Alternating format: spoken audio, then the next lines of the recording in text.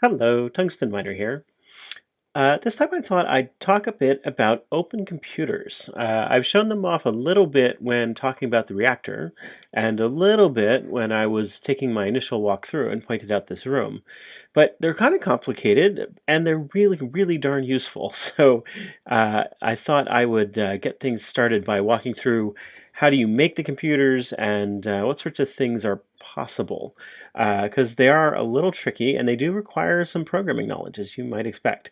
So here's my setup. I've got this charger, I've got a robot that I've been working with, I've got my tier 3 computer case, and a tier 2 screen that I've got plugged into it. But I'm not going to jump in here. Actually, let's go back up to my crafting room, and I'll talk about how you get started with the very, very first elements. Okay, here we are. OpenComputers begins with making a transistor as your very, very first item, because what you're really trying to do is make yourself an OpenComputers manual,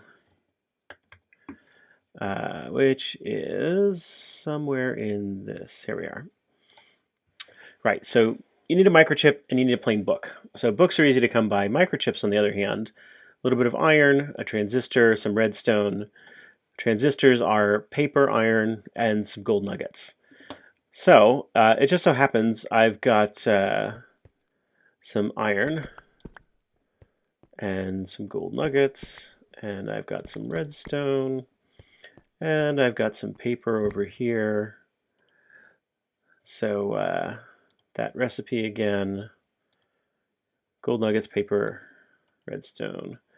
So go ahead and make that.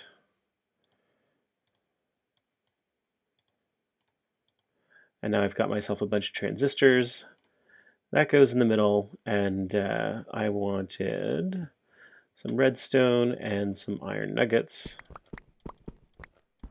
You can see for OpenComputers especially, these compacting drawers are really, really helpful because you wind up needing a lot of nuggets of different kinds of metals. Okay, so now I've got transistors and microchips. I'm going to get myself a book. And now I can convert this guy into an OpenComputers manual. Okay, so this is where you really get going. This is going to have a list of all the different devices and things that you can make all throughout the game. So this is your home screen. This is the different blocks, OpenComputers items. Yeah, so this is a great reference to come back to as you're trying to make things. But it's also super handy to have NEI installed so that you can make various things. In order to get started, though, you're going to want to start by making yourself a computer case. And computer cases, here we are, come in 3 different tiers, as does a lot of the equipment in OpenComputers. Making one of these guys not too terribly difficult. You've already got some microchips. We'll need some iron bars, and we'll need this printed circuit board. And that guy, you just make a raw circuit board and then run it through a smelter, and the raw circuit board is just some clay, gold, and green dye. Now, I've already skipped ahead a bit, and I've made myself some printed circuit boards. So I'm going to take that, drop you in there. What else do I need? Iron bars, microchip, some iron. Oops, one more. Iron bars, iron bars. Do I? Yeah, I do.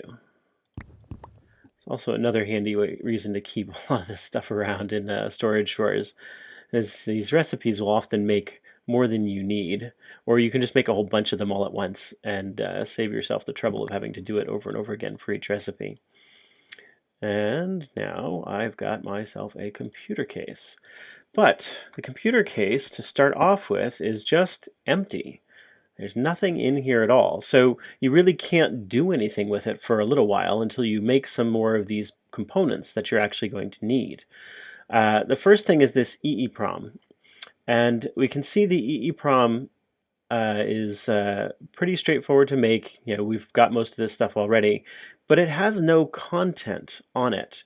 And what you actually need is an EEPROM that has the basics for your Lua-based open computer system. So you need to program it with something. And it turns out that book we just made when you combine it with a regular EEPROM, gives you one that has the Lua BIOS. Now, Lua is a programming language, but it's also kind of the basic software environment that's going to allow you to do various things to run the computer itself. So I'm going to make an EEPROM, 4 gold nuggets, some paper, redstone torch. 1, 2, 3, 4. I'm just going to grab a bunch of redstone and grab a stick. What else did I need? Oops, that was for this guy. Right. 2 pieces of paper. Yeah, the recipes can get a little overwhelming, but fortunately, NEI is handy for that. So we've got that, we've got these guys. We need a redstone torch. And we need a microcontroller. Oops, I already have a microcontroller. Recipes. Too many recipes. Oh, and a transistor. Okay, so now I've got my plain unprogrammed EEPROM that's blank and empty. And you actually kind of do use these for other things, so it's one of those where it might be helpful to make a couple of them while you're going about it.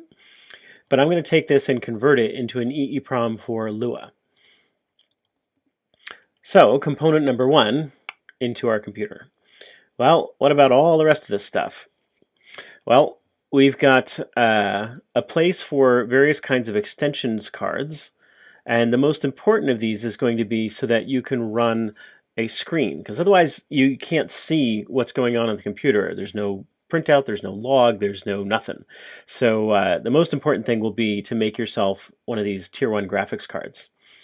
And that's going to be more microchips. I've got some of those. Memory, which is microchips, a printed circuit board, and an iron nugget actually. So let's grab that, and a printed circuit board, and a couple of these microchips. Toss you guys together, get myself some Tier 1 memory. We'll toss that into the computer. We're going to want, oops, actually that is one of the things you need to make a few of them. So I'm going to make 2 more of those because I'm going to want enough memory to be able to run the computer. Another important point when dealing with all this stuff, oops, see, now I need more microchips. Wait a minute. Yeah, redstone, iron nuggets, right. And I already got lots of redstone. So yeah, another important point is when you're putting together your first computer, you're probably not going to bother about making the tier whatever components. But eventually you're kind of going to want to, because these are going to work a lot like real computers work. Which means that they're not going to work particularly well if you don't invest in good hardware. I imagine most of you are using fairly high-end computers for playing Minecraft, or at least you'd like to be. And if you don't have that sort of machine for Minecraft, then it's going to run really slowly. Well, the same thing is true for these OpenComputers. Tier 1 computers run really slowly, and Tier 1 screens are very small. So as you're working your way up, yeah, sure, start with the Tier 1 stuff, but eventually you're going to find you kind of do want the more powerful stuff. I'm going to go ahead and make the rest of these components off screen. You'll be able to figure out the recipes pretty easily through NEI. Once we've got them all together again, though, then we'll see what happens from here. Okay, now I've gone ahead and made all the rest of these components, but let's just take a quick look at our recipes here. Hard drives, more printed circuit boards, more microchips, some of these disk platters, which are just a bunch of iron nuggets, pistons and iron ingots in order to make the drives. The central processing unit, you're going to need an arithmetic logic unit, which is more transistors and a microchip. You're going to need a control unit, which is a clock with some transistors and gold, and then more iron nuggets and some more microchips. Finally, to make the graphics card, You're going to need another one of those ALUs, microchips, a card base, which is really just a printed circuit board with some nuggets around it, and another chunk of memory. I went ahead and made 2 more chunks of memory to stick down here so that there's enough to actually do most of the functions that this computer is going to want to do. Because as it turns out, one tier 1 memory chip is actually not enough to run some of the most basic programs you're going to need. So you actually do need to make more than one if you're going to start with a tier 1 case, because the tier 1 case can't have any tier 2 or 3 parts in it.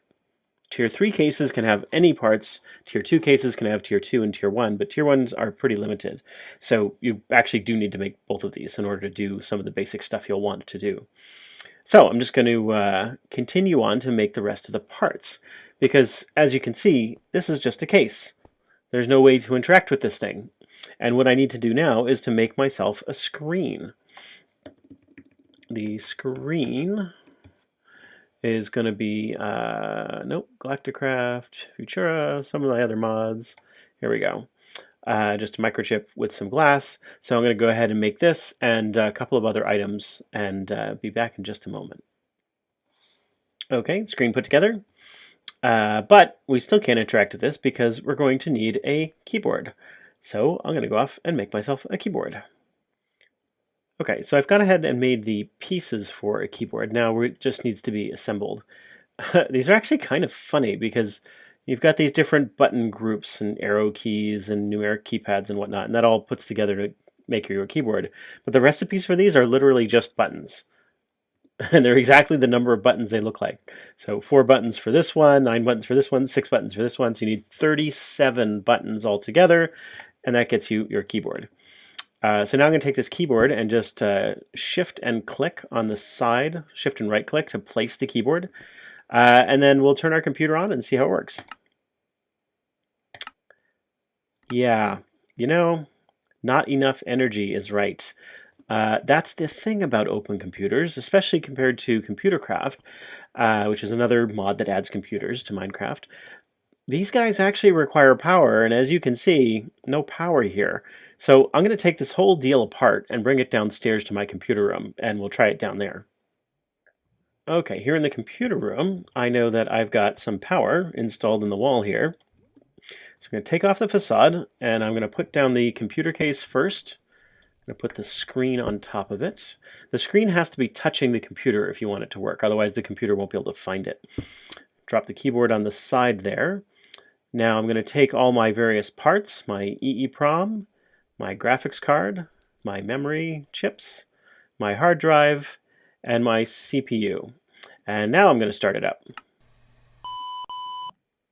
Oh, well, no bootable medium. What does that mean?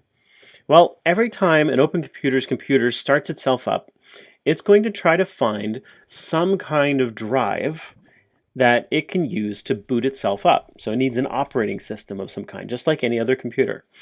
And it's going to look for the operating system in the root directory and look for a file called init.lua in order to get things going. And this computer doesn't have one.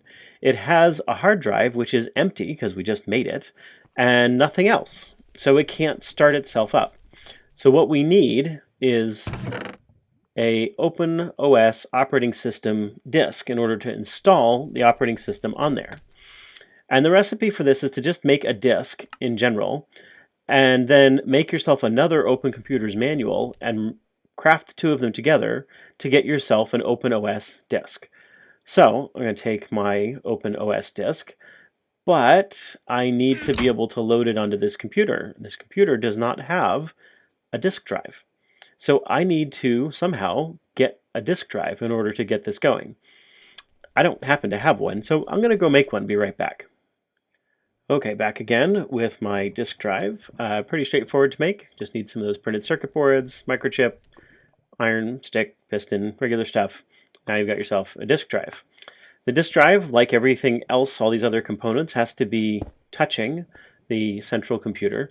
That's not entirely true, actually, but for now, let's just make that simplifying assumption, and I'll talk a little bit about how to make that not necessarily true later on. So disk drive, we're going to take our OpenOS operating system disk, toss it in the drive, and we're going to restart this computer. Now, it seems to be working a whole lot better. You can hear the disk churning. We can see the screen running. It's one of the nice things about OpenComputers screens is it actually does change the texture of the block as it's doing whatever it's doing. And so even without looking at the screen and opening up the computer's GUI, we can see what's going on. And if there's a computer attached to your screen, you can just right-click on the screen, and it will bring up this little window that you can get the detailed sight of what's going on and interact with it. Did I mention it's not too fast? Well, loading it off a disk drive is even slower. Okay, OpenOS 1.6, that's the version we're using. 384K of RAM, that means kilobytes of RAM, or thousands of bytes. To put things in perspective, the computer I'm using right now, my laptop, has 8 gigabytes of RAM, which is 8 billion bytes of RAM. So this is 384,000 bytes of RAM. So these are very, very teeny tiny limited computers. I'm not going to get into a great deal of detail about the environment that we're in. Probably better for you to go look that kind of thing up yourself and use some reference. But I will introduce you to a few basic commands that will allow you to navigate around and see what's going on. Okay, so first, how to interpret what we're seeing here. The slash indicates we are in the root file system, and then home means that we're in the home subdirectory. And the way the file system works is it's basically like a set of nested folders inside of each other. And if you've used a Macintosh or a Windows computer, you're probably familiar with the idea of folders, which can contain other folders, which contain files. Well, in a command line system like this one, the slash just means you're in the top level folder. And home is one of the folders inside of that, so we've now gone inside that folder and we're looking at what's in there. Of course, we're not really looking at anything because there's nothing to look at. This is a text-driven interface. So if we want to look at the contents of what's in here, we can say list, or ls, the contents of this directory, and press enter, and it's going to go run that program. Well, except we're in an empty directory, so there's nothing in here. That's what it's telling us. So let's change to a directory, change directory, cd, to the topmost directory, or the root directory, and try that again. We're going to list this directory. Okay, this directory has some stuff in it. Let's talk about what these things are just briefly so that you have a sense of what's going on. The bin directory is where all your programs are. So if you want to find out what programs are on a particular computer, you can go into that directory and find out. Dev is the devices directory. This is going to have a listing of all of the things that are connected to this computer. Home is where you put all your own files. It's like your documents directory. Lib is where all of the software that you can use in your programs is installed. Temp is a directory that is going to keep all sorts of files that are okay to throw out when the computer restarts. Boot has got a bunch of stuff in it that's to do with launching the computer and getting it started. etc or etc or etc is the directory where all the configuration files are that tell the computer how to behave. Init.lua is the program that tells the computer how to get started and what to do when it first gets started up. MNT or mount is the directory where all of the drives that are mounted exist. So we'd expect to see our internal hard drive in there, and we'd expect to see the disk drive that we've got attached in there. And USR is where user-oriented programs are going to be, so all the extra programs beyond the basic ones that are in the bin directory. So let's take a look at the bin directory. Change to the bin directory, list the directory. These are all the programs that we have available to us in our directory. If we want to run one of these programs, we can just type the name, everything up to but not including that .lua at the end. And the computer is going to understand what we mean by that. This only works for things that are in certain directories, and I'll refer you to go look that up as to exactly which ones. But suffice to say, anything that's in the bin directory, even if you're not in the bin directory, you can just type the name. So that very first one, clear, all I do is type clear, and it's going to get rid of all the stuff on the screen. And that's all it does. That's the whole program. Another one of those programs was edit. And if I said edit clear.lua, I can take a peek at actually how that command is implemented. It turns out it's a really, really simple one because it's using the term library, which is in the lib directory, and it's using the clear function that's on that library. I'm not going to get into talking about Lua right now. Maybe I'll do a video on that in the future. But suffice to say, when you learn how Lua works, you'll understand exactly how all this works. So I'm going to close the editor. And the last thing that we want to do to get this computer ready for business is to install the operating system on the hard drive. So remember, when I tried to boot this up before I connected the disk drive, this guy over here, the computer wouldn't boot up because there's nothing on the hard drive. So for example, if I go to Mount and I list the directories in here, I get these two funny looking numbers. Well, one of them is the disk drive and one of them is the hard drive, and we don't necessarily know which. So I'm going to go into 56E and list that one. Nothing. And you hear that sound? It's different from the disk drive sound. That's how we know we're in the hard drive itself. And since listing the directory reveals no content, we also know, hey, this hard drive is empty. There's nothing here. So let's go back to that. Actually, we don't even need to go back, do we? Because one of the commands that's in that bin directory, you can also tell the list command which directory you want to list. So I'm going to just say this one. One of the commands in here is install. So I'm just going to run that command now. And what that's going to do is copy all of the files that make up OpenS that are on that disk and copy them onto our hard drive.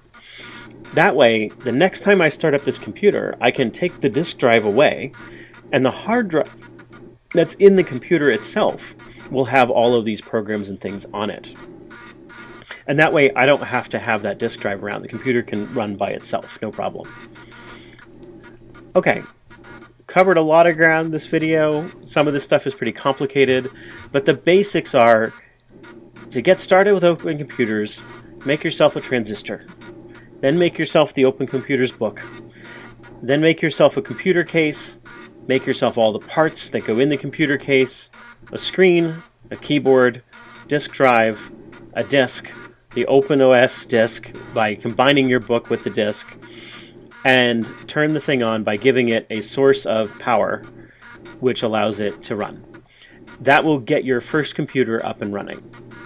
If you want to hear about OpenComputers some more, let me know in the comments, and I will make some more videos about OpenComputers. Otherwise, I'll probably move on to something else for a little while and come back to this at some later point when we get into something more advanced. Maybe, for example, talking about how robots work. They're really, really neat because not only are they computers and they do all the things that computers do, but they can actually move around and interact with the world. So that might be a good candidate to come back to at some point. Anyway, like the video. If you like what you see, go ahead and subscribe to the channel if you want to get some more. And leave comments about what kind of things you'd like to see in the future, or if you want more OpenComputer stuff. Talk to you later.